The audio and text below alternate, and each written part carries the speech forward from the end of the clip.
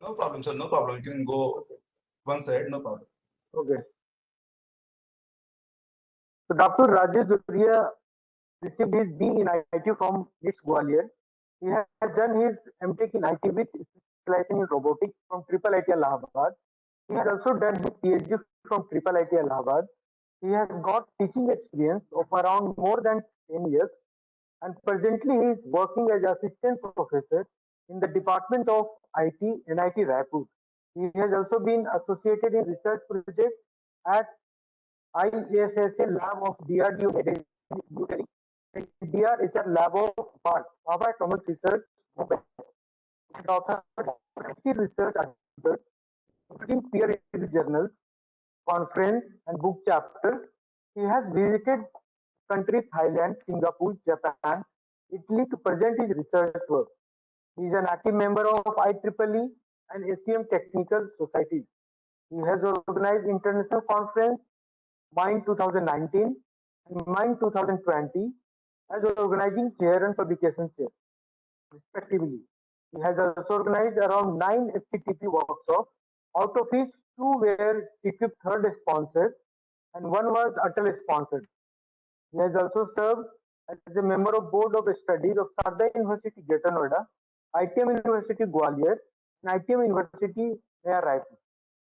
His research interests include distributed computing, cloud computing, artificial intelligence, robotics, soft computing, techniques, networks, and security. He is also working on funding projects to design and development of customized welding robots for industrial application. I invite you, sir, to deliver the session on artificial intelligence and its advance in robotics. Once again, I welcome you, sir. Thank you for joining the session. So now you can start your session, sir. Thank you, sir. Thank you, Dr. Dharanbhai, for your nice introduction. Let us begin today's session. So I hope all of you can see this slide.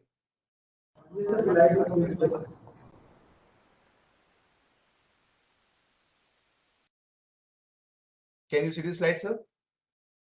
Yes, sir. It is visible. It is yes, sir. Okay.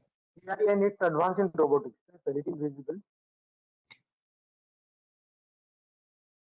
Okay, so I would like to welcome all the participants, and I would also like to extend my sincere thanks to Dr. Dharanbhai for inviting me in his AICTE sponsored workshop on robotics. So in today's talk, I'm going to express my views regarding artificial intelligence and its advances which have been observed in the field of robotics. So in today's lecture, these are going to be the outlines. So first, I'll try to introduce what is artificial intelligence. Then I'll move towards the basic elements of artificial intelligence. Then I also describe some of the introductory topics of robots. Thereafter, I'll move towards the some of the advances observed in the field of robotics. So notably, I am going to cover the field like cloud robotics, and in detail, I'm going to cover the cloud robotics. And thereafter, since I have been given one more session, so in the next session, I'm so going to cover the details regarding some of the simulation tools of robotics. So these are going to be the outlines for my guest lecture scheduled today. Now, if we talk about what is artificial intelligence, because it is very important to understand what exactly we mean by AI. So we can define AI with very simple statements, like we can say, if we talk about AI, that means we are talking about the systems that can think like human, and we are also talking about the system that can act like human. Okay, so these are the two important points which define artificial intelligence. Okay, so the whenever we are talking about the term AI, that means we are talking about system that can think like human, that can act like human, and apart from that, what makes AI special is it also address the rationality. And what do you mean by rationality? We mean by rationality is given a circumstance or given a situation, so it may possible that we may have planned for that situation or that circumstance, but over the period of time or after some time, it may possible that that thought, circumstance or situation has been changed. So are we able to handle that change situation or not? If we are able to handle that change situation, that means we are able to think rationally. So in AI, we want that all the AI capable system should be able to think rationally, and they also be able to, or they must be able to act rationally.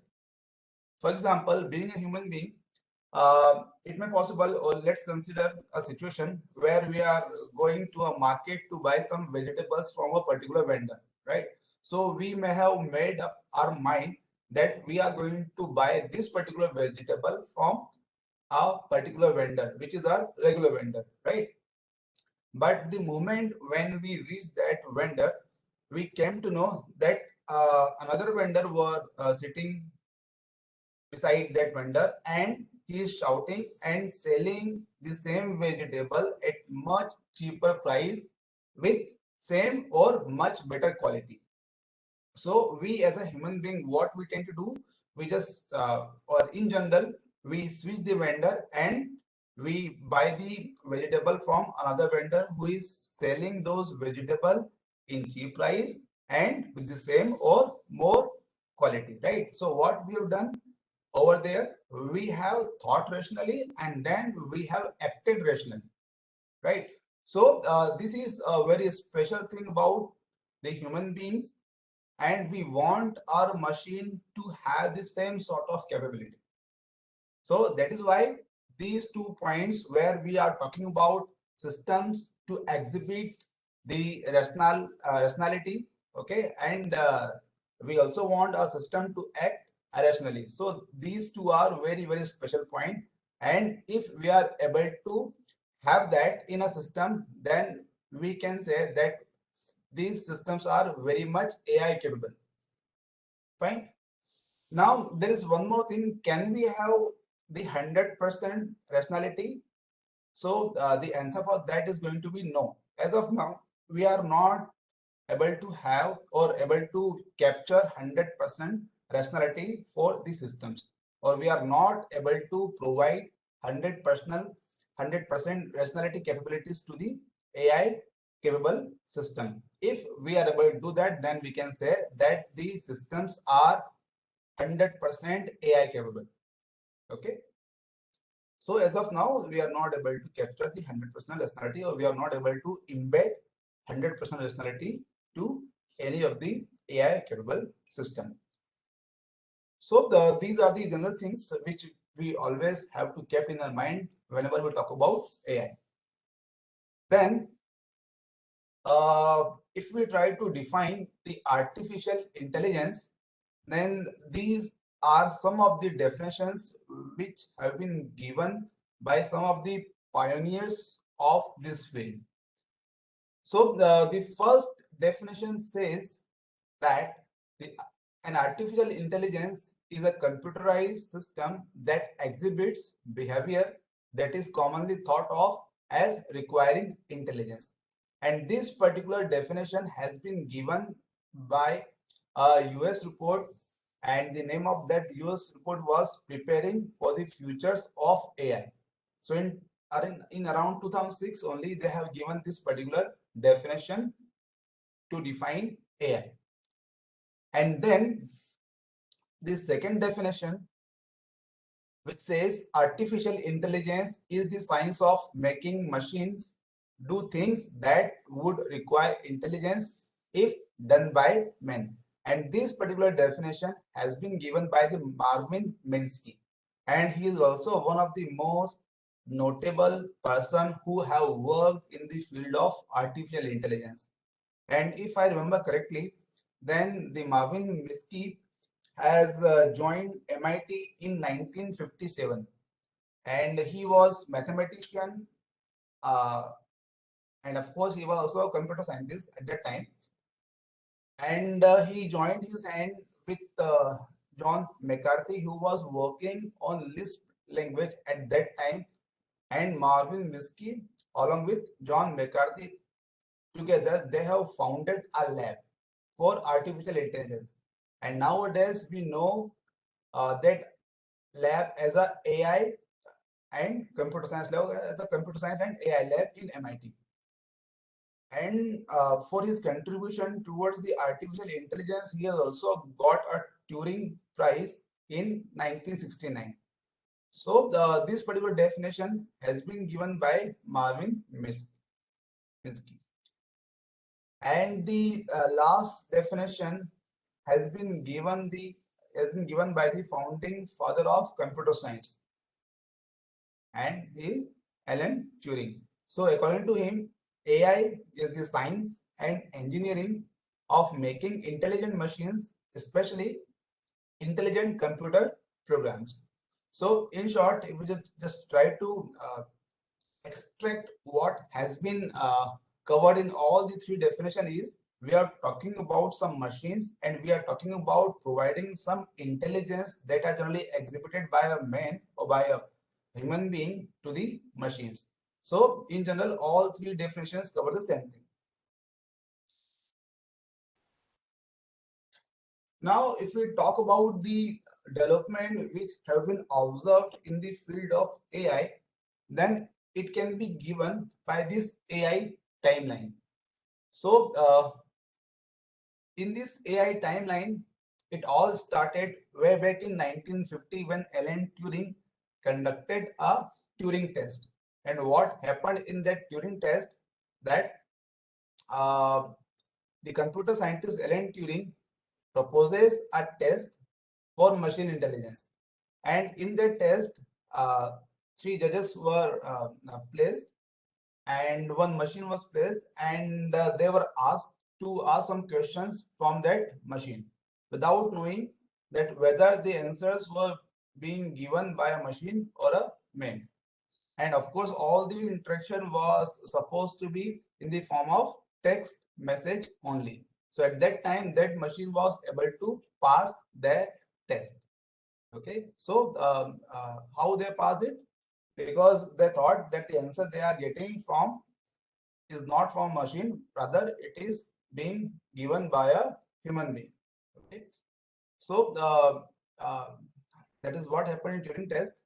And then in 1955, for the first time, the term artificial intelligence is coined by a computer scientist, John McCarthy, and that has been coined in a conference which was held in USA only. If I remember the name, then Mouth, I guess that was the name of the place. So this was the first time when the term AI came into picture. And then the first industrial robot has been created or has been made in 1961. And this particular robot was created by George Devol, and it has been placed in the industry line of General Motors. So this was the first time when an industrial robot started working in the industry line. And in 1962, they also established their own company called as Unimation.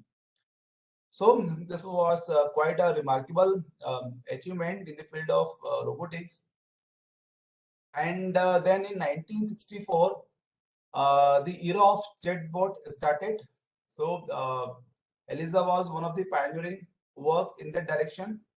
And this particular bot was developed by Joseph Weisbaum at MIT, which was able to hold conversation with humans. So this was a very good development. And then in 1966, the first electronic robot developed, and this was a very general purpose mobile robot, and it was able to reason about its own action. So whether it is going in the right direction or not, if not, then what to do next. So this was the first electronic robot which was able to reason about its own action. And then nothing much happened in the direction of artificial intelligence. Many development led into the false direction. So that is why we call this period as AI winter. And in 1997, a remarkable event happened when Deep Blue, which is a chess playing computer, and this chess playing computer has defeated a world chess champion Gary Kasparov. So that was a very notable thing in the field of AI. Then again, suddenly all the researchers paid their attention towards the artificial intelligence, and then the rest is the history. We know what AI had done in our day-to-day life nowadays, right? So that was a very remarkable event that has ended this AI winter. And then in 1998, another robot named as Kismet has been developed by Cynthia Brazil at MIT. And this robot was able to uh, recognize the emotion, and it was also able to imitate or able to express the emotions. So it was also a very good development. And then in 1999, Sony launches its first consumer robot, and it was a pet dog named as AIBO, AI robot, and it was equipped with the skills and the personality that has been developed over the period of time. So it was a type of pet robot. And then in 2002, the most successful and most produced robot till date has come into picture, named as Roomba. So this was first mass produced autonomous robotic vacuum cleaner from iRobot, uh, which was able to learn to navigate and clean the homes. Now several generations of this particular robot have come into picture. So as of now, the ninth generation of Roomba robot is currently being supplied, and that has been a quite successful robot who has reached the household of uh, many persons. And then in 2011, again one more development has been observed, and this time the Apple have done it. What they have done is they have integrated the Siri, which is an intelligent virtual assistant with a voice interface, and they have embedded this particular chatbot or chat system into their mobile phone. And in the same year, one more advancement happened when the in a quiz, IBM's question answering computer Watson wins first place on a popular $1 million prize television quiz show Jeopardy.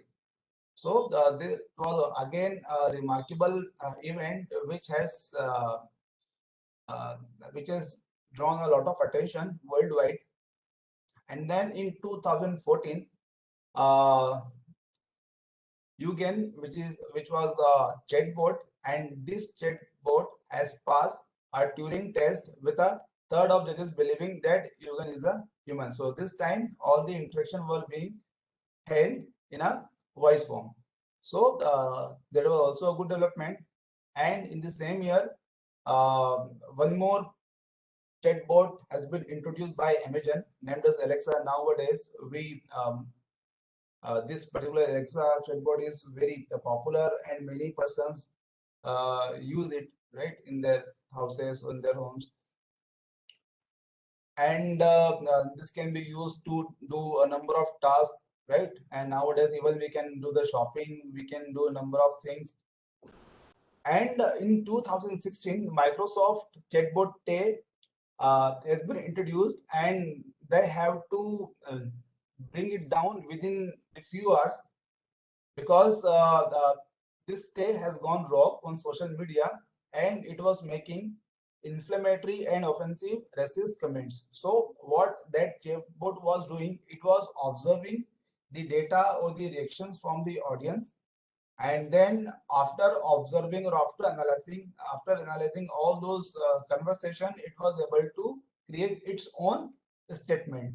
So some users or some persons were posting the wrong words, and after observing those wrong words, then they replied accordingly, and those were in the form of some inflammatory and offensive racist comments. So uh, it went altogether wrong, so they had to brought it down. So this was the first of its kind instance where something wrong has been observed in the field of AI publicly. And then in 2017, Google's AI AlphaGo beats world champion Kizai in the complex board game of Go. So why this is special? Because this particular game is known for its vast number of possibilities. So one has to explore a lot of possibilities into it. So approximately it is going to be 2 to the power 170. So for its vast possibilities, and in this particular game, the enemy has to capture as large area as possible. So this is the brief about the game. But what we have to note about it is that this time the AI program was able to explore a lot of possibilities. And in some further advances, even a robot has taken a place of anchor in Japan, where a robot was reading the news and all. And in COVID arena, we all have witnessed a lot of contribution from robots, where they have taken the place of doctors, nurses, and all, right? So this is the AI timeline where number of robots have come into picture, and uh, they have done a quite wonderful job. Now, if we talk about having the AI capability, what makes us human a very special, because we as a human are very much capable of handling the big data. We are able to reason, we are very much capable to solve the problem, and we are able to learn, right? So these four capabilities makes human very special. So as a human, we are very much capable of processing massive amounts of structured and unstructured data, which can change constantly. So as a machine, if we are providing a structured data, then it is very much easy for a machine to analyze that data, right? But the moment we provide the unstructured data to the machine, then it is going to be a very cumbersome task for the machine to analyze and to process that data. But we as a human being are very much capable of processing both the types of data, right? In a very efficient way. And as a human being, we are very much capable of having reasoning. That means we are very much capable to reason, right? That means we can deduce the decision, or we can draw the inferences based upon the current situation, and that can be context driven awareness of the system. So given the data or given the situations, we are very much able to draw the conclusions out of it. So what to do next, right? Then we as a human are very much capable of analyzing and solving complex problem in special purpose and general purpose domain. So that means the problem solving capabilities carried by human are very tremendous or very significant. So we are trying to incorporate this capability, all these four capabilities, to the robot. And the fourth capabilities, which is the learning, where we have the ability to learn based upon the historical patterns, expert input, and feedback loop.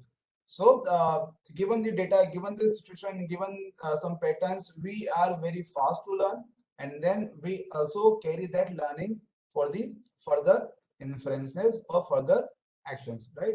So we want that all these four special capabilities, which are generally carrying by human being, should be able to uh, pass to the machines to make them AI capable.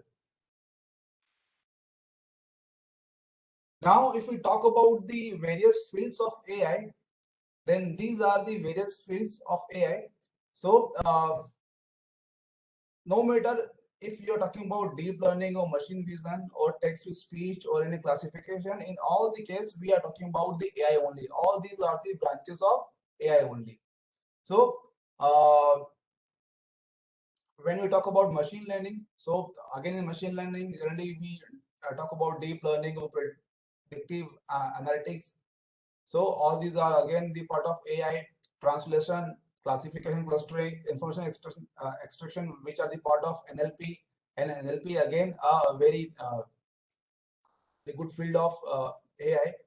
And speech, in speech, we will talk about speech to text, text to speech. And then the expert systems are also part of AI, planning, scheduling, optimization, robotics, vision, where we talk about image recognition, machine vision. So all these are the fields of AI only. Now, I am going to address some of the buzzword of AI, which will come across whenever you study something about AI. And one of the term is narrow and general AI. So, what is narrow AI and what is general AI? So, whenever we talk about narrow AI, that means we are talking about a solution of a particular problem. So, that is narrow AI.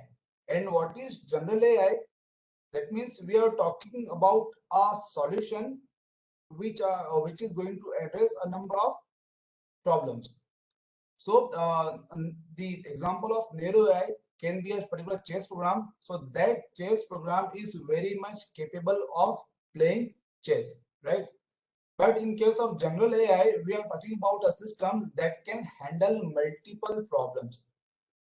Okay, for example, as a human being, we are very much able to let's say we are very much able to play sports. We are very much able to cook something. We are able to hold conversation with someone, right? Or we are able to do some number of actions in some intelligent way.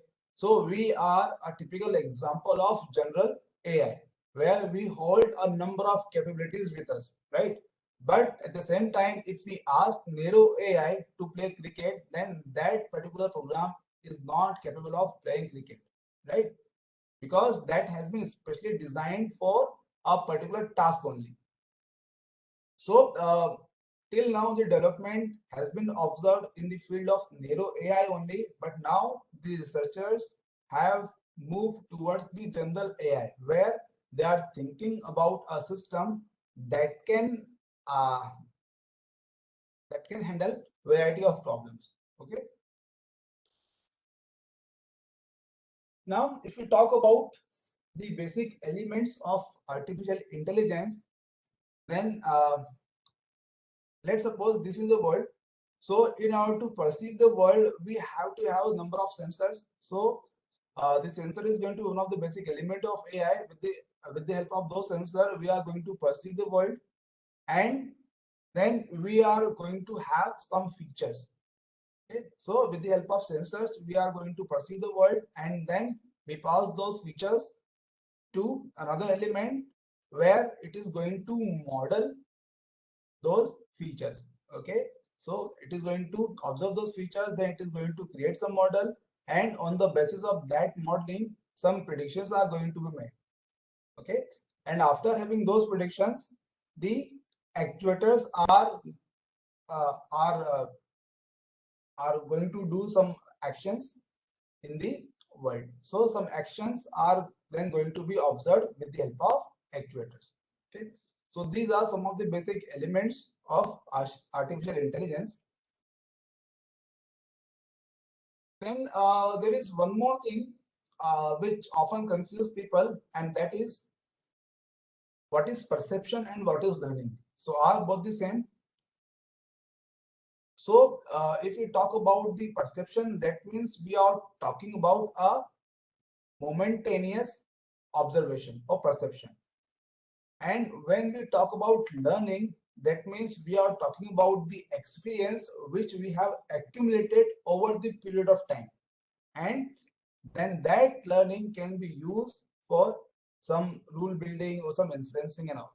Okay, so the perception is nothing but a momentaneous thing, while the learning is some accumulated experience.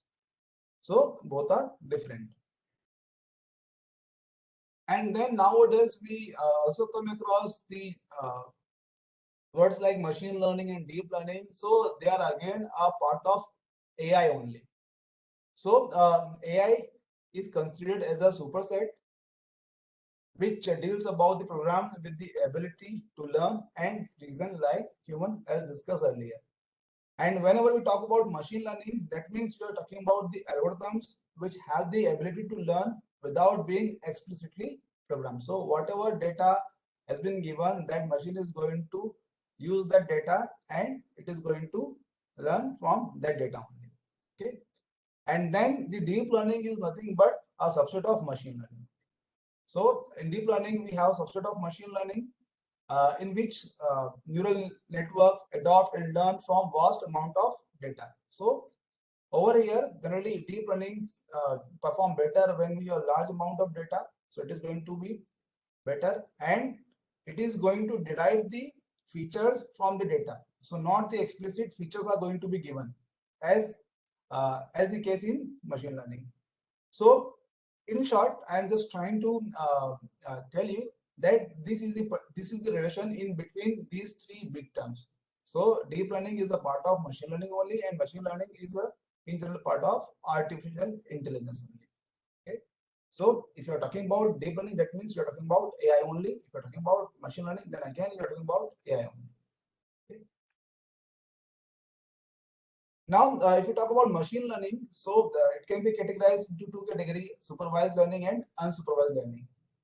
So the examples of supervised learning can be classification and regression, and the example of unsupervised learning can be clustering. So this is how we can differentiate these two. So if you're talking about the supervised learning, so in that case, the input data is going to be labeled. So we are going to define the classes, and then the things are going to be done. So in supervised learning, we use generally training data set, and it is only being used for prediction. And the examples of supervised learning can be classification and regression. And in case of unsupervised learning, the input data is going to be unlabeled, and it uses just input data set, and it is generally used for analysis purpose only. And the example of unsupervised learning can be clustering, density estimation, dimensionality reduction. Okay, so this is how we can visualize the concept of supervised and unsupervised learning.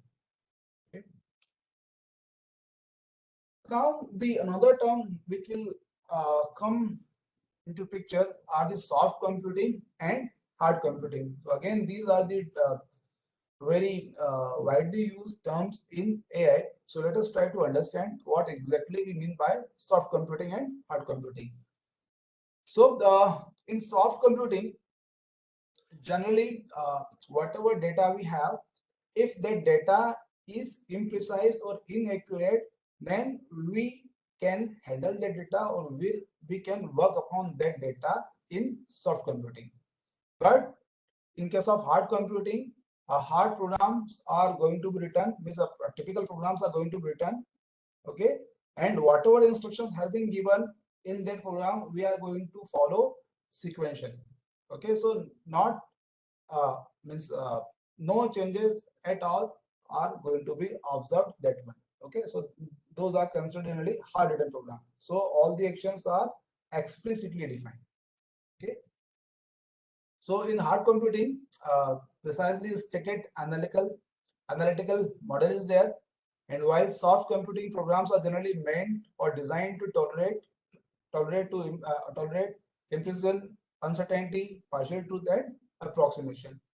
And the examples of hard computing can be the typical programs, and they are generally based upon the binary logic or CRISP systems.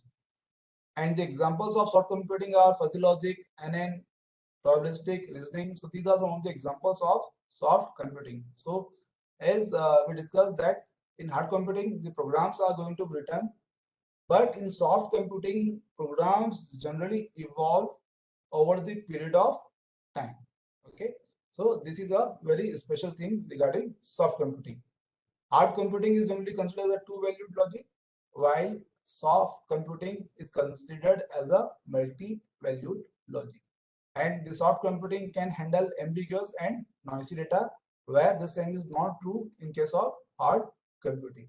Okay, and another major advantage of soft computing is it facilitates parallel computation, while the hard computing is strictly sequential.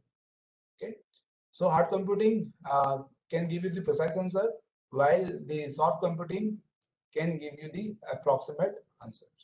So when we have got some non-linearity, or when we have got some notion of imprecision in the data, when the situations are somewhat fuzzy, then in that case, adopting soft computing is a very good solution.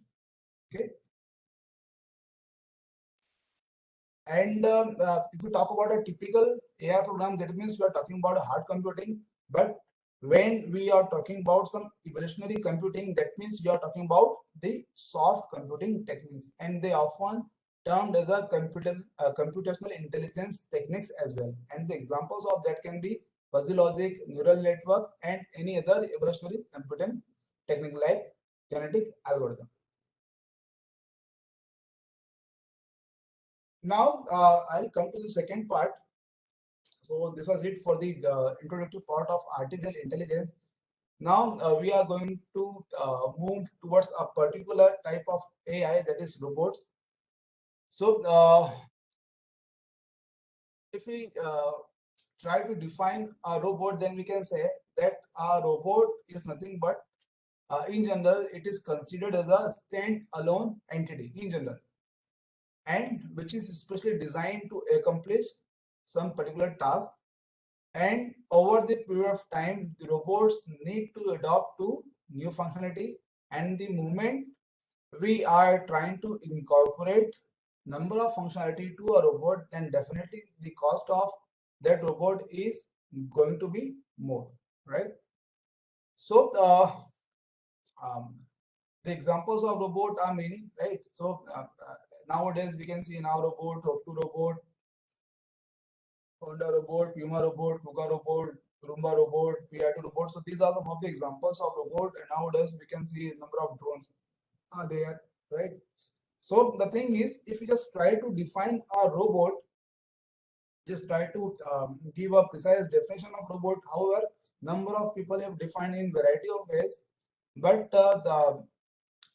from my opinion, the robot can be defined as a universal, reprogrammable cyber physical machine that can exhibit intelligence and can function autonomously when required. So in this definition, we have covered almost all the prospect of a robot. So this is how in general I define a robot. And as nowadays we have realized that over a period of time the robot need to adopt new functionality as the time passes, right? So we'll come to that point in coming slides. Now there are three laws of robotics. So whenever a robot is designed, we expect that it is going to follow these three laws. And what these three laws says, the first one is a robot may not injure a human being, and the second one is a robot must obey orders, and the third one is a robot must protect its own existence. So these are the some of the three these are the three basic laws of robotics. And generally robots are being designed for the application of 4D environments, where typically the robots are meant to be designed that can work in dull environment, dangerous environment, dirty environment, and DL. Dull means it may possible that there are few applications or few work which are dull in nature. For example, uh, in a uh, in a garage or a showroom or any place, the job is to pick some objects from one place and to put at some another place. Okay, and one has to do that job thousands times. So then that job is going to be a dull job because no intelligence is required, right? So a robot can handle this type of job very well, right? Because we as a human being are going to get bored very soon. So we are not going to pay then much attention towards that job, right? And of course, the dangerous applications. For example, when I was working in Baba Atomic Research Center, Mumbai, at that time we were supposed to observe the nuclear reactors, and of course that was very dangerous. So what we were trying to do, we were just trying to create some robot that can go inside that nuclear reactor and then can observe what is happening, and then can if some actions are required to be done, then that can be done, right? So similarly, there are number of other applications which are dangerous in nature. For example, in space, so we have or the world is sending number of robots in this space because that is very dangerous, right, for a human being. So this is one of the very major application for robot where they are being where they are widely being used, right? And of course, the dirty environment. So there are number of places which are dirty in nature. So the robot can also be very well placed in those applications or in those environment to carry out the work. And in deer, where some sort of profit can be made, right? If we just make the use of robots in some places, so they can give you the precision, they can give you the efficiency, right? So that way one can make the money. So these are some of the applications of robots or application areas of robot, and that can be used in 4A task, which is nothing but the assistance, autonomous, automation, and augmentation. Assistance they can be used in order to provide the assistance to uh, some of the things, and then they can also be used to function autonomously, right? And they can also provide some sort of automation. For example, in industry, we can observe number of automations are being done. For example, car industry, right, or some electronics industry, right? Augmentation, and that is also one of the very big thing in robotics. So nowadays we can see a number of artificial limbs have come into picture, right? So we can use those artificial limbs to provide the augmentation to the human being. So these are some of the 4D application and 4D tasks which are generally being used to define the importance of robotics. Now I'm going to discuss some of the advances of robots. So in today's lecture, I'm going to just address some of them. So the first which I'm going to address is Legged robot or the Boston Dynamics. A Legged robot developed by Boston Dynamics. Then I'll also cover nano robots. Then the Mr. Robot, which is nothing but a robot taking the place of doctors to take care of patients and all in an efficient way, right? Then soft robotics, how the robot are able to do the actions delicately the way we as a human do, right? Then the service robots, and then the cloud robotics. So I'm going to cover them one by one. So this is a video, so I would like to play this video so that you can understand the development being done by the Boston Dynamics, which is nothing but the spin-off of MIT only. So these are the number of robots which have been developed by Boston Dynamics, and they are very wonderful. So let's play this video.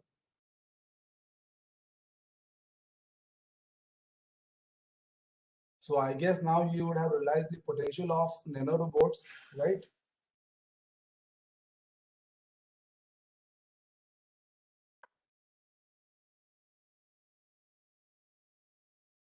So I guess now we all have seen that how much potential robots have got, especially in the field of uh, medical, right?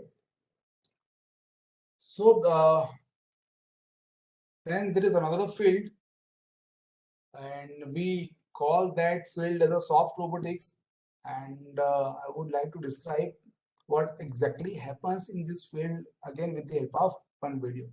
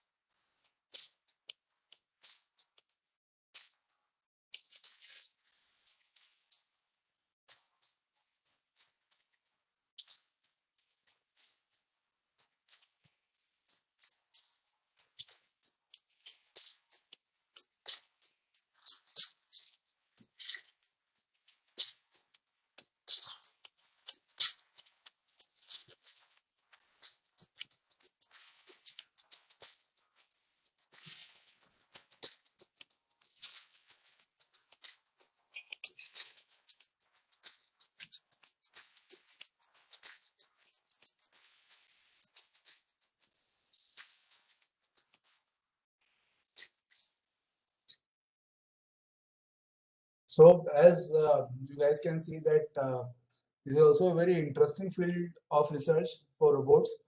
And with this, we are trying to provide the delicacy which we as a human being have to handle any type of object, right? So we are just trying to provide that softness to the robots.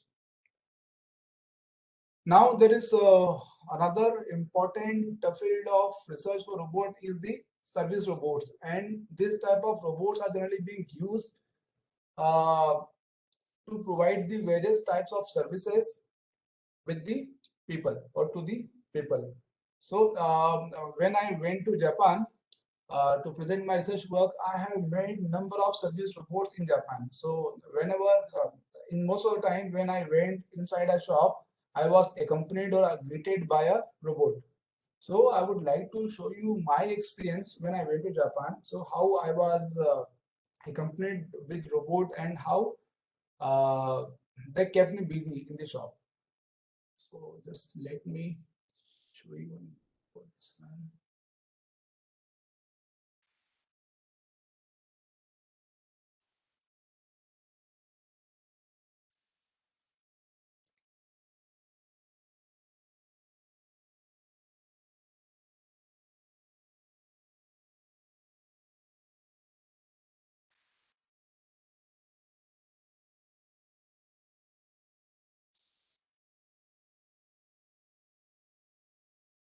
So I was moving in a shop just to see certain gadgets, and there were a number of robots who were continuously monitoring me, or they were just engaging me all the time. So you can see they are continuously following me, and they are trying to talk with me.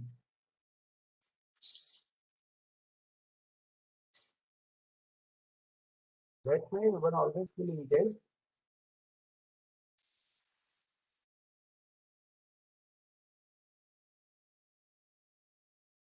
And then I went into another shop, and then over there I found this robot.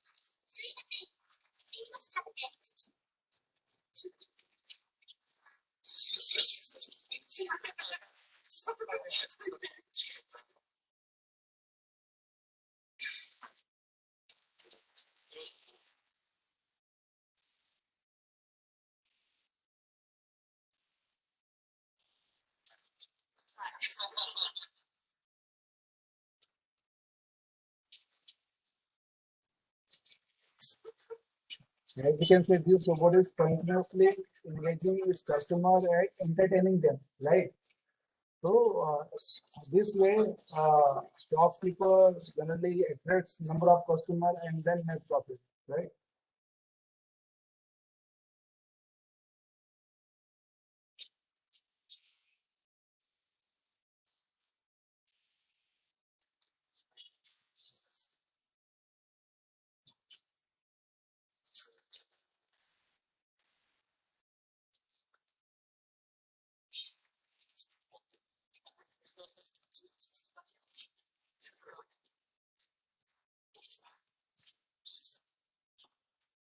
Now I will try to interpret the robot. You can see the gestures shown by the robot, right? How interactive that robot is.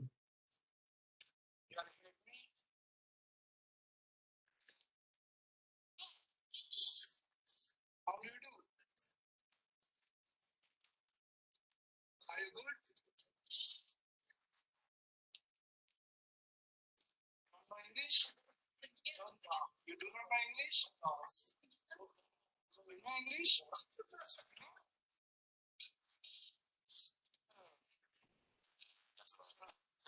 Okay, fine, then I go. You must have to speak in English. You have to understand English. That's how I can, speak to you. Huh?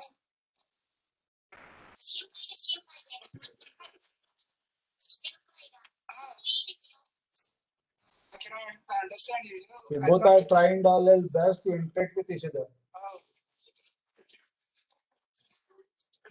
But that robot was only understanding or speaking in Japanese only.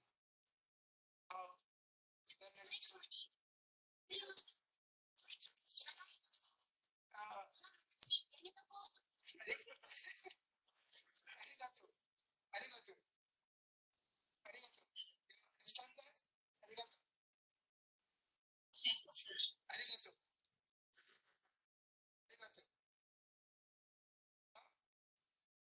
I'm just trying to say hello to that robot. Then, bye-bye. See you. So as you can see how interactive that robot was. So it was able to make number of gestures. It was able to move around so that it is giving you the impression that it is trying to interact with you, right? So that way the customer feel engaged, and at the end the shopkeeper also make some profit by attracting more and more customers to their shop. So this is again a very popular industry or popular field of research where the active research is going on. And then this is one more video which is going to show another field of research, but this time I will ask participants to join me. So what I'll do, I'll just play this video, then I'll ask all the participants to tell me what is the uh, message in that video. Okay, so I request all the participants to please pay some attention and let me know what exactly has happened in this particular video clip.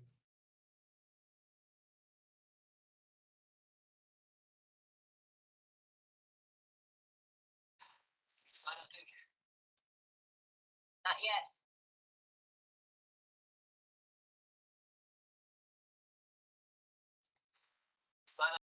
Okay, so the any participant who can help me out?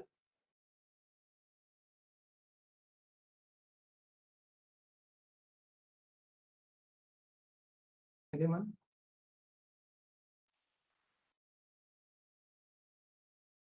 Any participant? Okay, So then just let me tell you what exactly have been conveyed in this video. So in this video, Sir, this is the the girl who was interpreting the message which was feed in the machine or interface through the interface, and it got converted into like she was able to understand what kind of inputs were feeding in the signal. okay, good, very good. So just let me brief it once again. As the one of participant okay, Desai is also saying, so it is good that you all are able to get what I'm trying to convey. So in this, this is a particular clip from a movie named as Matrix. So in this video clip, the Neo is pointing to the Trinity that can you fly that thing? So by that time or till that time, that lady was not having a program through which she can fly that helicopter. So then the new contact to a person, another person sitting somewhere else, that please download me that helicopter program. So what that person has done then, that he has downloaded that helicopter program to that lady. And after downloading, then that lady was able to fly that helicopter.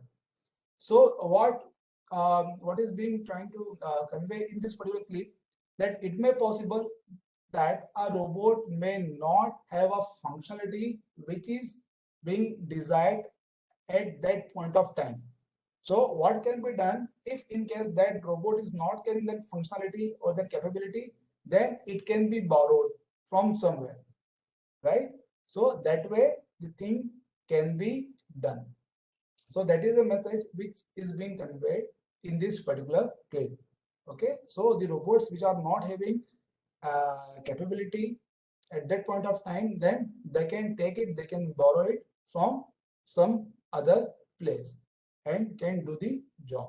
Okay, so we call it as a cloud robotics. This field is being termed as a cloud robotics. Okay, so the functionalities or the capabilities which a robot is not carrying, that robot can take it from the cloud, and the moment that functionality is done or that job is done, then that functionality can be returned back to the cloud. So it depends upon the application whether the capability is being returned back or not.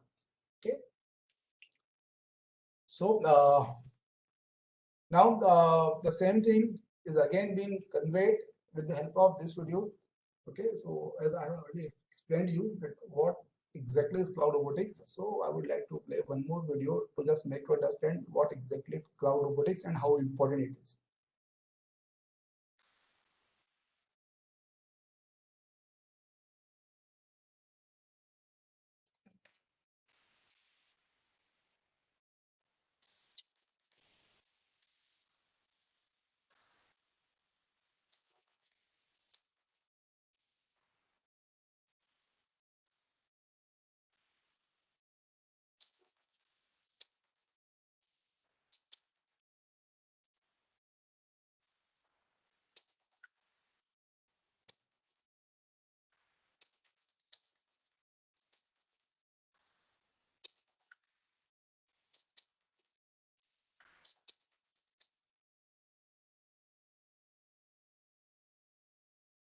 Okay, so I guess now you would have got the idea what exactly we do in field of cloud robotics and how important it is going to be in near future.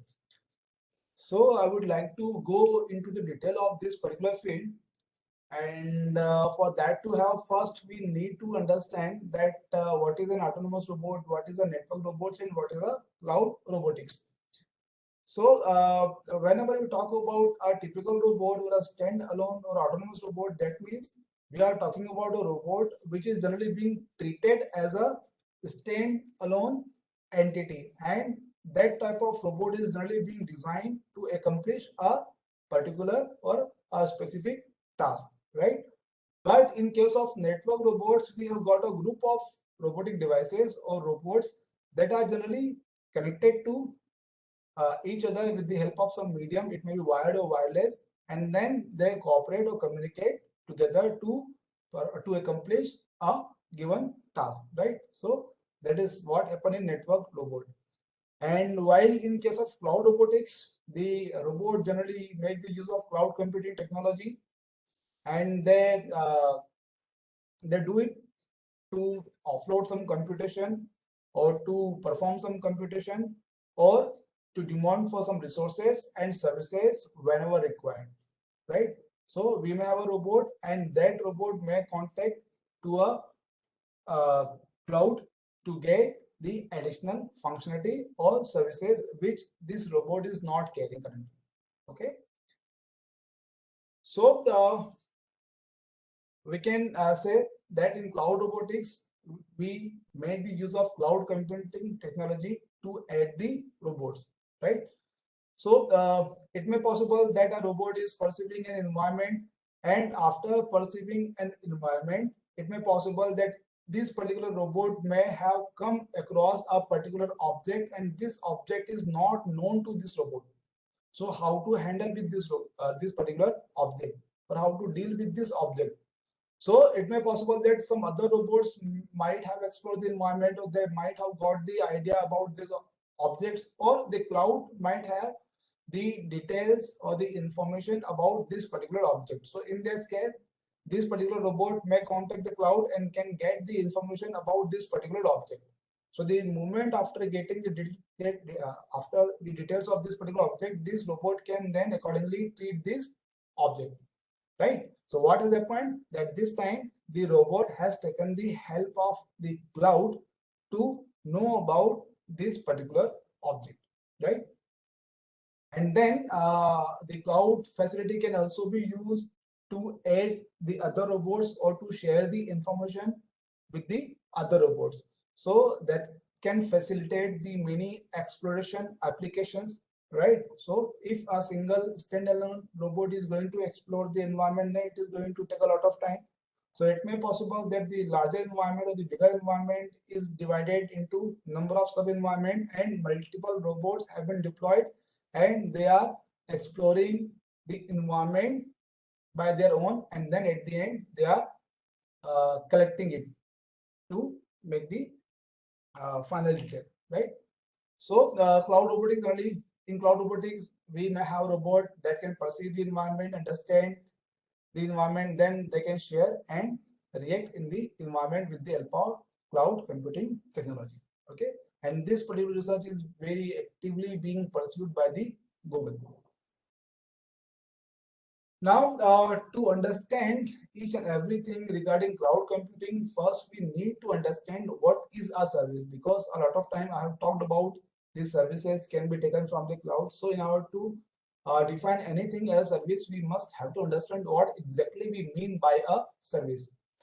So a service is a logical encapsulation of self-contained functionality where one can change, modify, or remove the services without affecting the other services. And in general, services communicate using messages, and they can be asynchronous in nature. Okay, so there is no time bound, right?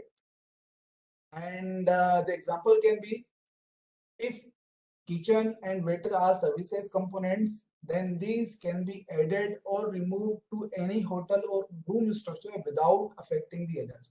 Okay, so services generally they have got a self-contained functionality, and removing one service is not going to affect the other one. Okay, so this is the special thing regarding service. And the moment we understand the service, then we come to the another key concept or key technology named as cloud computing. So let us just try to understand what is cloud computing. So according to NIST definition of cloud computing, it is a model for enabling ubiquitous, convenient, on-demand network access to a shared pool of configurable computing resources. And these computing resources can be networks, servers, storage, applications, and services. And that can be rapidly provisioned and released with minimal management effort or service provider interaction. So as they have defined it as a model which enables ubiquitous, means the variety of devices can be attached to this particular cloud and they can avail the cloud facilities. So that is why we are calling it as a ubiquitous, means a model which enables ubiquitous. Ubiquitous means the variety of devices can be attached or can make the use of the cloud services. And of course, that has to be convenient, means a user must not face difficulty while accessing the cloud infrastructure in the cloud, right? And they should provide the on-demand network access. So 24/7, these infrastructure or all these services or data must be available to all the clients. Okay, and the infrastructure may be network, servers, storage, application services. There can be variety. Okay, and of course, whatever data or the services or the infrastructure is being provided by the cloud, that has to be provisioned rapidly. Means immediately the client must be able to access them, and of course with the minimal management effort. Okay, it has to be as convenient as possible. Okay, and the essential characteristics of cloud computing are that they have to provide on-demand self-service. The broad network access is going to be there. Resource pooling, rapid elasticity, measured services. Okay, so pay per use. So whatever data, whatever services is being used, so it is going to provide the bill accordingly to the client. Okay, so these are some of the essential characteristics. And then if we talk about the deployment model or the service delivery model of cloud computing, then there are 4 types of cloud deployment model. The first one is private, the second one is public, third one is community, and fourth one is hybrid cloud. So these are the 4 types of cloud deployment models. And if we talk about the service delivery models of cloud computing, then in general there are 3 types.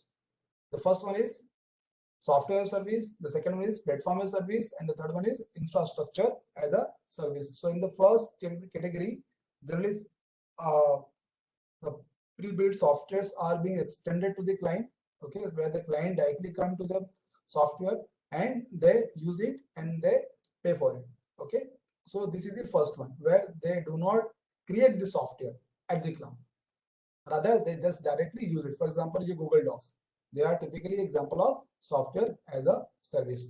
And in platform as a service, the developer can create their application, they can deploy their application, and they can make it available for use to the client.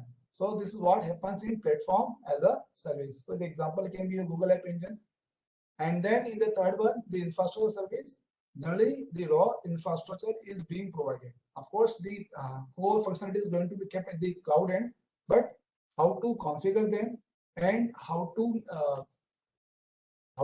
get them ready for the end user. So that is what can be provided as a infrastructure as a service. Okay, so these are the 3 basic service delivery model. And if we talk about the cloud deployment model, yeah, so in private cloud, generally this type of private cloud is meant for very small, some small organization where they want that whatever infrastructure or data or services are there, they have to be available to a particular pool of users only. So over there, they can go for the private cloud. And in case of public cloud, generally this type of cloud is being made where the public can access the cloud, or number of users in public can make the use of the cloud. And this type of cloud is only being managed by an organization or an enterprise. Okay, and in case of hybrid cloud, this is generally a combination of any of the cloud, where some functionality can be kept private for some users, while some of the functionalities can be made open, where the other public can come and can make the use of those functionalities or resources. And the interesting one is the last one, community cloud. So in this type of cloud deployment model, the number of companies can come together and then can make the use of some cloud services which are facing some common interest. So that way they can reduce the cost. Okay, for example, there may be 2 startup, and since they are having a very limited funds with them, so what they can do, they can just borrow some cloud infrastructure. Having said that, the one firm is going to use it in the daytime, and the other one is going to use it in the night time. So that way they can share it, right? Or some cloud users can come together who are having some common interest, and then they can together borrow some cloud functionality. So that way, in short, in this type of model, number of companies who are having common goals, common aim, or common policies can come together and can borrow some cloud infrastructures. Okay, and this one is particularly very popular for in between new companies. And in this cloud continuum, as we can see that if you talk about the control, then we have got more control at the bottom, means when we talk about the infrastructure services, and we have got less control as we go upward in this setup. So in software service, we are going to have a less control, while in case of infrastructure service, we are going to have the more control towards the resources. Okay, and of course the cost is going to be less as we move upward in this setup. So your software service are going to cost you less, while the infrastructure service things are going to cost you more. So this is the brief regarding the cloud computing technologies and its some of the fundamentals. Then we are moving towards the another concept, which is robot operating system, ROS. Because we are going to talk about the cloud robotics, so we need to understand what exactly we mean by the cloud computing technology and what we mean by the robotics and its related things, so that we can understand the concept. So, however, I'm going to cover this one in detail in the second session. So for now on, I'll just describe in brief. So we talk about ROS, it is nothing but it is an open source meta operating system for the robots, and it provides number of features, and which are generally being provided by an operating system. And these features are hardware abstraction, low-level device control, implementation of commonly used functionality, message passing between processes, package management, and it also provides number of tools and libraries that can be used to obtain, build, write, and run code across multiple platforms or computers. And how does it do it? It does with the help of publish subscribe model for message communication. So as explained, it is a meta operating system for robot, and it is free and open source. It can be programmed in number of programming languages like C, C++, Python, Lisp. Even it can be integrated with some other things like webbots and all. So it has got a number of languages, or it has support for number of languages, and it has got a packaging system. That means at the core level, whatever nodes, messages, services are there, that are going to be encapsulated in the form of a package, and number of packages form a stack, and number of stacks form a repository. So it has got a packaging system, so it can be managed very well. And these are the number of robots which are being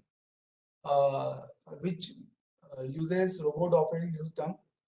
So as you can see, there are number of robots, and the most important thing about robot operating system is it is open source and free of cost. So anytime you can start working with ROS, and you can create your own functionality and can test it. Okay. So we talk about at the core level, then it has got number of nodes in it.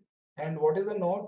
A node is nothing but a process that use ROS framework, and they may reside in different machines transparently, and they get to know about each other with the help of ROS core, which act as a master for this particular arrangement. So we may have a number of nodes, and these nodes get to know about each other with the help of this central facility named as ROS code.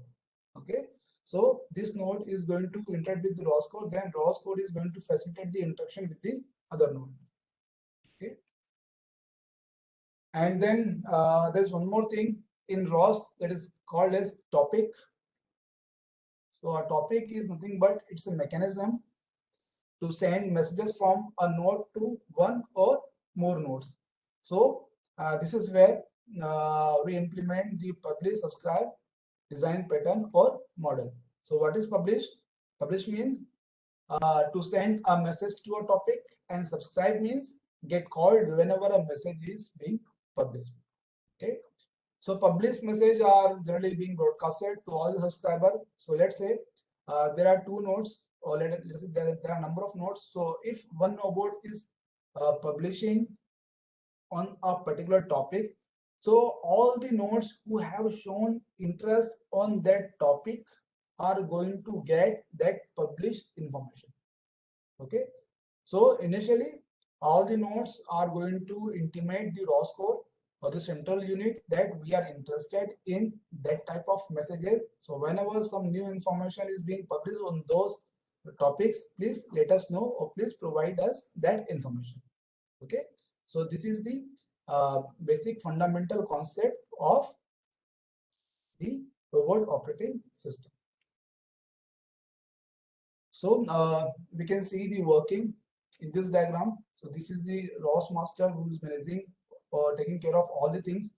So we can see the number of nodes are there indicated in blue circles, right? So they can have the services, they can have the interaction in the form of services. So whenever the interaction is in the form of services, that means they are going to make some requests and they are going to get the response for those services, right? And if in case the nodes are interested in some particular topic, so they are going to subscribe for that topic. So the moment any node publish anything on any topic, then the corresponding nodes who are interested or who have subscribed on that topic are going to get the data or the details about that topic. Okay. So this is how the ROS function at the core level. Now, if I talk about the developments which have been observed in the field of cloud robotics, since it is very new and emerging area of robotics, so only very few amount of work has been done in this field. So these are some of the frameworks which have been reported in this field, and there are a number of challenges which are there and which one can think upon to work. So the first one is hardware abstraction of robots. So how to get and transfer the sensor data from that robot. This is a challenge. And then the second challenge is how to tackle different types of sensor data, or how to handle heterogeneous data, right? And how to communicate with the data with the cloud. So that is also a challenge. Then the framework which have been developed earlier, they are not providing multiple services. So they have been meant to provide a particular type of service. But if we just try to think of a framework which can provide multiple services under a single framework, that has not been done till yet. Okay. So how to do that? Then apart from that, how to provide same services to heterogeneous robot, there is also a challenge. Then the development which has been observed till now, we have found that the robotic services are not offered as per Web 2.0 standard. That means all the services needs to define as per WSDL specifications, okay, which is going to follow SOAP and service listing. So that is also missing. And then the earlier reported framework, they are unable to transfer heterogeneous and large amount of data. So how to send large data and how to do that? So we have to come up with some larger, we have to come up some data structure that is going to handle those things. So these are some of the challenges which, since all of you are faculty, so you can take some of these challenges, and however we have just tried to handle some of them. And we have also proposed a framework which is quite successful in addressing many of those challenges. So still the scope of some modification and the improvement is there. So some of you can take this one as an research. So we have proposed this framework, which is going to handle most of the problems which we have just discussed. So in this framework, we have deployed number of infrastructure and services, and we were able to provide the services management things like we were able to provide resource allocation, resource negotiation, queue management, buffer management, access control, data allocation. So these were the service management things which we were able to offer. And the services which we have kept in the cloud are computational units where the raw computation can be taken place, and object recognition, mapping, localization, robot navigation, object recognition, path planning. So these were some of the functionalities which have been kept in the cloud. So the moment any of the robot is interested, then they can contact the cloud and can take these functionalities as and when required. Okay. So of course, all these functionalities can be provided in the different flavors, IaaS, PaaS, and SaaS, right? So at the robot end, all the robots have been equipped with the ROS functionalities, and on the top of ROS, we have put GSOAP so that the interaction from a robot to the cloud can be facilitated. So this is how the overall thing has been managed. And at the core level, all the robots are going to interact with each other with the help of master node only. So this is how the core level things look like. So of course, some addressing has to be there, some port number has to be there, with the help of which the talker and the listener, which are going to be again a robot, are going to talk with each other. Okay. And we have also kept maybe this computing cluster inside the cloud so that the computation can be done faster, and we have got some results. And as we increase the number of nodes, of course, if the performance at the cloud is going to be increased. So that is what we have done. And then this is the result, simulation result, where a robot is getting some data in the runtime, and then that data is being passed to the cloud, and then the cloud is processing that data. And apart from that, we have also analyzed and experimented few things for robot as a service, where a robot itself can be provided or extended as a service. Okay, so it may possible that some of the researcher or person can come across that we have created or built this algorithm, and now we want to test this algorithm in a robot, but it may possible that those persons are not having that hardware or that robot, right? So how they are going to test it? So they can do it if some companies or organizations or the institutions are having that robot, and if they have extended, or this thing can be extended by the organizations which are having those robots. Okay, so in this concept, a person can send their algorithm or the program to the real robot, and of course they have to follow certain instructions and certain rules or protocols. And if they have done so, then they can send their program to a real robot, and then they can observe how that program is being executed at the real hardware. Okay, and of course they can customize the robot as per their need. So if those things are there, then we can say that we're talking about the robot as a service. So we have just tried to experiment it with that one as well, where we have designed the component as per our need. Okay, and then we have done it in Microsoft Robotics Development Studio. So it was a speech control robot prototype where we were able to provide some speech command, and our robot was able to move accordingly. So this is a snapshot of that simulation. So this type of thing can also be done in field of robotics. Now we have also tested some of the services for this cloud deployment framework which we have developed. So this is the technical detail, how exactly the things are being done at the core level. So we have got a robot, and this robot is trying to get access of some services which have been defined at the cloud. So how that services are going to be accessed and how that services have been defined at the code level. So this is the detailing of that one. So in this one, all the services have been defined in a WSDL format. Okay, so what is going to be the input, what is going to be output, and what is going to be the parameters and all those things. And this is the runtime screenshot of the services of the ROS. So we are going to see soon that how these are going to be generated. So in short, this is the processes, these are the nodes or the topics which have been created at the server side and at the client side. The client, we have got a robot, and at the server, that means we are talking about a cloud. So this is the process diagram, and this is the snapshot of that simulation. So in this particular type, our robot is sending its data to the cloud, and then the decision is being passed by the cloud to the robot. Okay, so in this diagram, as you can see, this robot is moving from one place to another place, and in this one, after perceiving the environment, the data is being sent to the cloud, and then the cloud is instructing this robot where to move.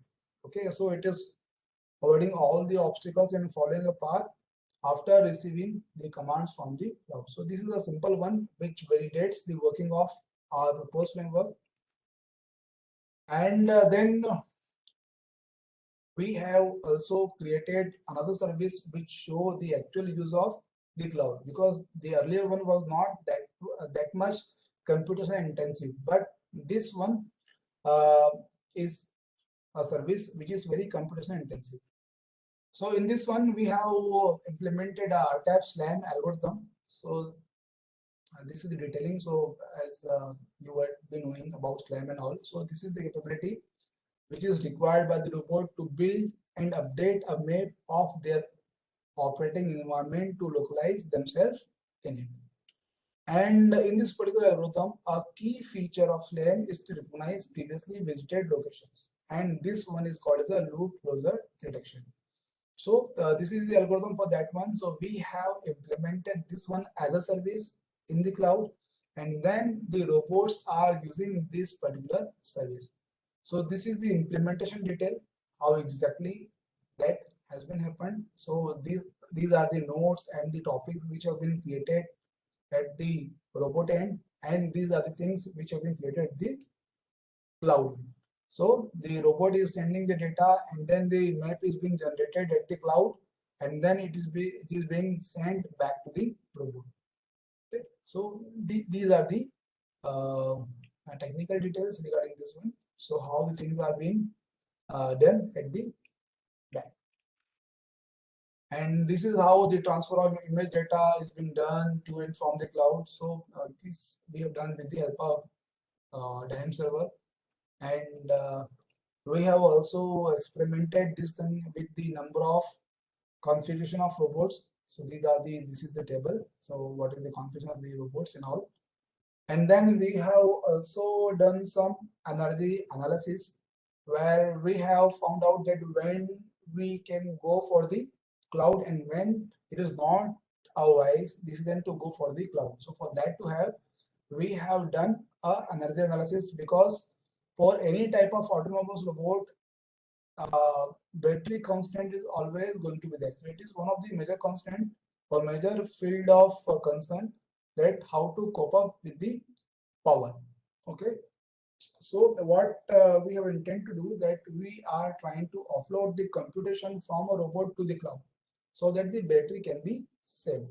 Okay. So for that, we have analyzed that what is the energy consumption when we do some computation at the robot or at the cloud. So of course, we have also considered the energy consumed when the data is being sent from a robot to the cloud. So the total energy can be considered after adding the energy while processing, or while the robot is being idle, or the energy being done while transmitting, or energy consumed while transmitting. So the robot onboard onboard computation energy consumption can be given by question number 2. and the computation, if the computation is done at the cloud, then the energy consumption can be formatted with the help of equation number 3, where the transmission as well as the energy consumption at the cloud while the robot is being idle has been considered. Okay, so equation number 4 gives the total energy saved. And of course, whenever we talk about the cloud, so the cloud is going to be much stronger or much equipped, or you can say it is going to have the infrastructure reach. So assuming that the cloud is much more faster and has got much more computational facilities, then in that case that the said equation number 4 can be rewritten like this. So this is going to tell that when one should go for the cloud and when one can do the things at the robot. Okay, and these are some of the results which have been observed. So the specification which I have showed in some few slides back.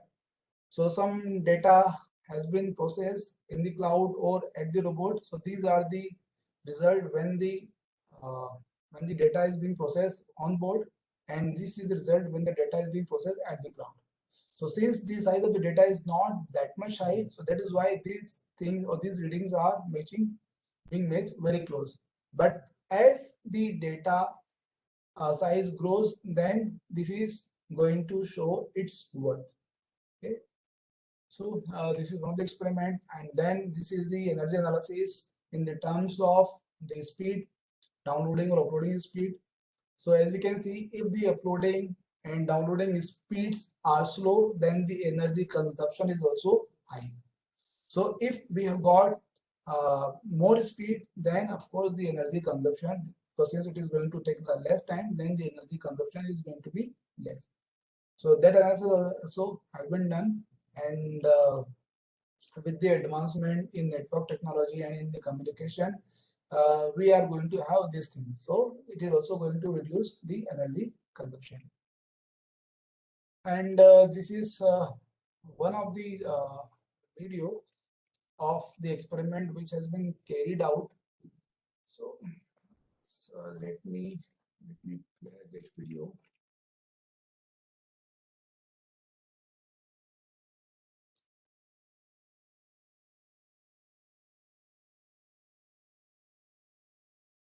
So in this one, we have just created a cloud, and then we are trying to provide some cloud services to the robots.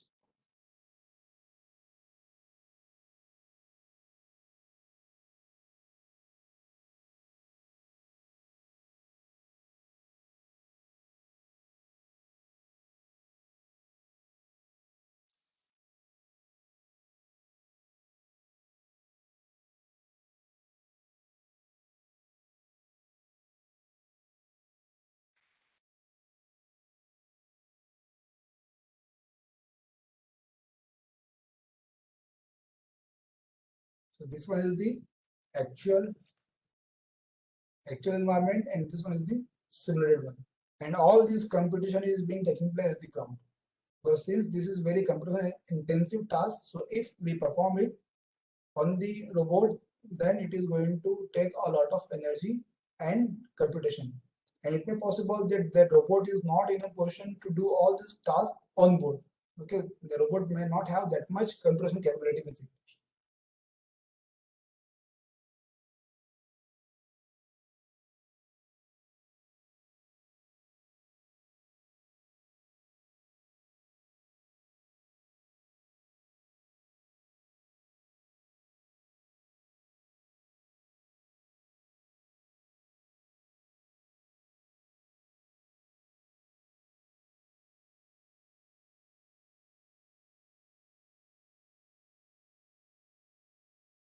This is the exploration, so data. So as you can see that the map has been created at the cloud, and then this map is being or is going to be sent to the robot. Okay, so all the actual computation has been taken place in the cloud, and then that map can be used by another robot for the navigation purpose. As you can see, we have deployed one robot, and then this robot was able to move from one position to the another position. Okay, so that has been done with the help of the services which have been executed earlier. So these are some of the things which can be done in the field of cloud robotics. So we have experimented few, and of course we can also take up this area. And these are some of the simulation results which have been observed. So with this, I would like to end my session here only, and I am going to cover the hands-on session in the another session. So in case if any one of you have got any query or doubt, then please feel free to ask me. I am open for the questions. Dharmesh sir, please.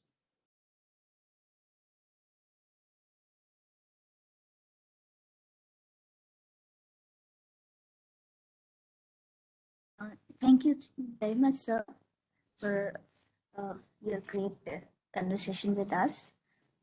It was a very nice. As we saw, uh, we have gone through very basics of AI. Like you started from what is AI and went beautifully throughout the uh, development of AI from 1950s to 2017, and we seen definitions of AI, which laid down the crust and essence of AI, that what is AI and what it can do in future. And in 1950, AI was the AI work was done on Turing test, and in 20. I hope I'm audible enough. Yeah, you are audible. Thank you, sir. And throughout this journey of AI from 1950 to 2017, and it was working on AlphaGo, and a very remarkable change which had been laid down in 1997. That was Deep Blue, a chess playing computer from IBM, defeated the world class champion. That was Gary Capson. We all know him. And in further years, like from 98 to 2002, those robots has been developed which are very good at household things, like cleaning the floor and doing some household things, right? So in 1916, Tay was able to make its own statements. It was a product of Microsoft, we saw. And next, we moved on to big data, which was this is big data, reasoning, learning, and problem solving. These four special capabilities which should be imparted or passed to the AI system, like our human being. So then you discussed the narrow AI and general AI, which is again a beautiful thing. Next, you have discussed very basics elements of AI, which are sensors, model, prediction, actuator, and actions. Then we discussed about difference between perception and learning. And then we moved on to like deep learning is the core at the core of the AI. And if we talk about deep learning, we are talking about AI. And if we are talking about machine learning, again we are talking about AI. So AI, we can say that AI, deep learning and machine learning are the subsets of AI. And then we moved on to supervised and unsupervised learning, like classification and clustering.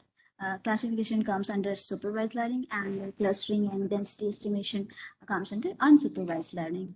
Then we have discussed beautifully soft computing and hard computing.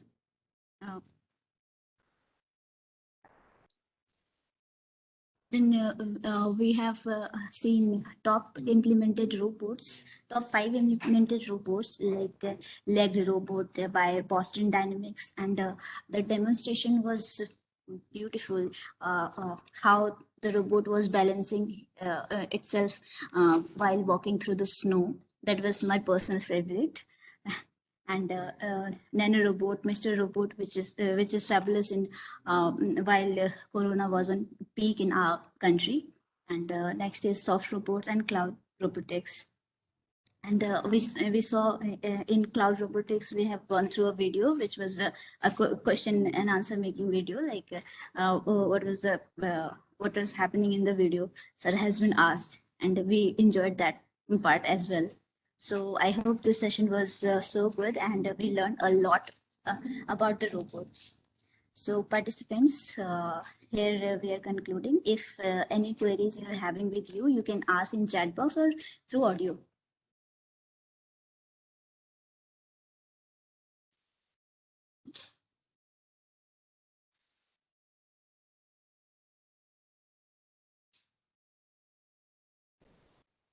Participants, if you're having any query, you can ask through chat as well as through audio itself.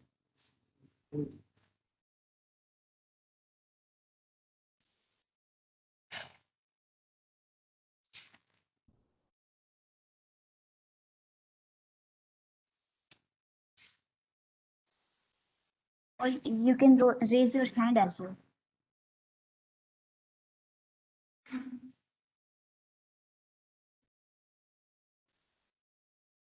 Any doubt? So Yeah, anyway, ma'am, thank you for your nice brief about the talk. So anyway, if anyone has got any doubt, then they can also ask in the next session, which I'm going to have in the next half. So in that half, you can also ask the question, and I'll also provide my email ID. Yeah. sir, I want some details or about R, tab, and SLAM services. RTAB, actually, this was the implementation about the SLAM, and since this is a very computational intensive algorithm, so what we have planned, what we have done, that if that is very computation intensive, where some maps are being created, so can we offer this service to a robot on demand? Because if we are going to keep that service with the robot, then it is going to cost a robot a lot. So we have to equip it with the a lot of functionality. For example, we have to keep the robot specification as high as possible. Number of high processors are going to be there, or the memory in the form of RAMs and all. So all those things are going to be at very high end in the onboard robot. So what we have tried to do, that we have implemented that service in the cloud. So whenever robot require that service, they can contact the cloud and can get the job done at the cloud itself. So all the computer intensive tasks can be performed in the cloud. So in that particular thing, the task was to create a map. Okay, and that has been done in the cloud. So that was all about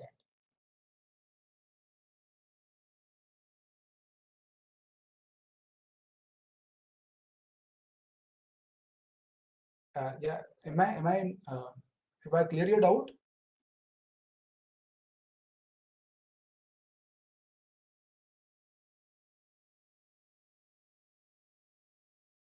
I think it is okay. So no participant is asking any question.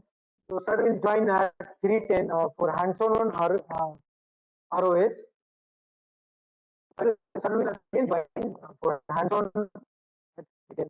So thank you, sir. Thank you for your informative session. And all the participants will 12:10. So join at 12:10 for next session. So thank you, sir. Thank you, sir. Thank you so much.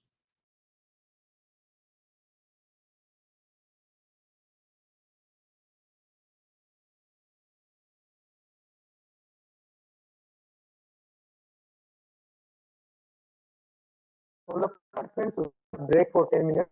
So we will join at 12:10 for next session. And in the next coming session, we will share feedback and attendance Google Form. Check the attendance.